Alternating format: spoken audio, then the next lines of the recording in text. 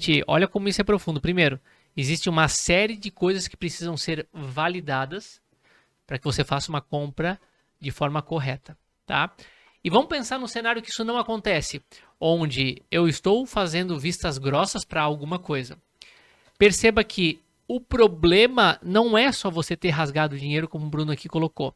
O problema é que se eu sou o dono de uma loja e o meu profissional faz isso, não olha algum item e eu rasgo dinheiro, o que acontece?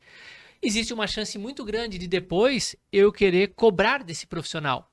Então eu vou, além de ter rasgado meu dinheiro, eu vou perder meu tempo conversando com esse profissional, eu vou gastar a minha energia enchendo o saco desse profissional. Esse profissional também vai gastar o tempo dele. É um circuito, o cliente às vezes é incomodado, porque se eu não cobrei uma chave reserva e eu ligo lá, João, eu comprei aquele carro de ti, cadê a chave reserva? Não, mas eu não tenho. Não, mas então peraí, então a gente devia ter negociado. Olha o desgaste que isso gera. Então existe sim um rasgar dinheiro momentâneo, mas existe um rasgar dinheiro inconsciente, que pode ir muito longe ainda. E perceba, se você faz isso num carro, né? Menos mal. Agora você não faz, às vezes, só num carro, você faz constantemente. E aí, após essa constatação, que eu acho que é óbvio que o Bruno concorda, e Arno também, eu queria fazer a pergunta: da onde vem isso? Eu quero crer que é uma coisa cultural, pela forma como se comprava e vendia carro há 20, 30 anos atrás. Vamos pensar no mercado de 1990, né? Que muitos de nós praticamente nem éramos nascidos, e alguns não eram, né? Como é que era o mercado de automóveis em 1990? Não existia carro para vender. Ou 1980, vai, 85. Cara, tu tinha que ir lá implorar para comprar um carro, esperar na fila às vezes, e aí comprava o que tinha. Então, cara, era tão fácil vender. A gente brinca que os vendedores eram sim verdadeiros tiradores de pedidos, né? E não vendedor, né, Bruno? E aí o que acontece? Cara, qualquer coisa que tu fazia de negócio dava dinheiro. Porque, cara, era lei de oferta e procura, não tinha produto. Então, se tu perdeu 500 aqui, 1000 ali, tu vai ganhar um monte lá depois porque não tinha produto. E quero crer eu, mas o Bruno vai dar a resposta ou o ponto de vista dele, que talvez isso venha dessa época e o povo ficou mal acostumado, mas vender carro hoje é totalmente diferente do que é 30 anos. Ou tu imagina que seja da onde ainda? Porque a gente sabe que tem donos de lojas que ainda rasgam esse dinheiro, como tu falou, hoje em 2023. Da onde vem isso, será, Bruno? É uma questão cultural. Realmente é uma questão cultural, na verdade é uma evolução, né? Eu me lembro do mercado.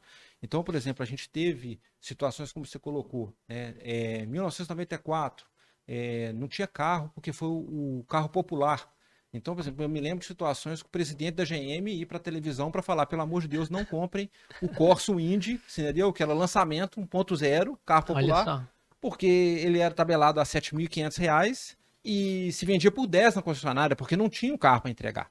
Então era isso. Então, quando o carro chegava no mercado, simplesmente vendia, entendeu? Você comprava e vendia carro. Outra coisa, né? Era muito mais assim, era um negócio feito no fio do bigode. O almoço fazia um contrato, né? Ainda, né? Quer dizer, desde aquela época era aquele verdinho que hoje, só hoje, que a gente está acabando com aquele documento, né? Que hoje está virando digital. Então, ou seja, mas o mercado era desse jeito, né? E agora as coisas evoluem.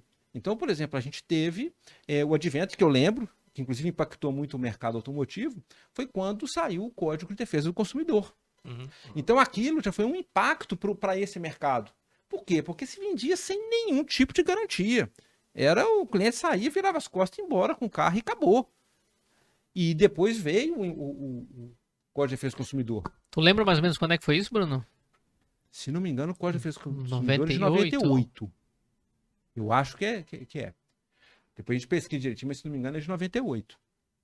E aí, por exemplo, convencionou-se no mercado de automóveis uma coisa que vai contra a lei e que até hoje a gente vai na rua aí e a gente ainda vê. Não, carro usado é garantia de motor e caixa.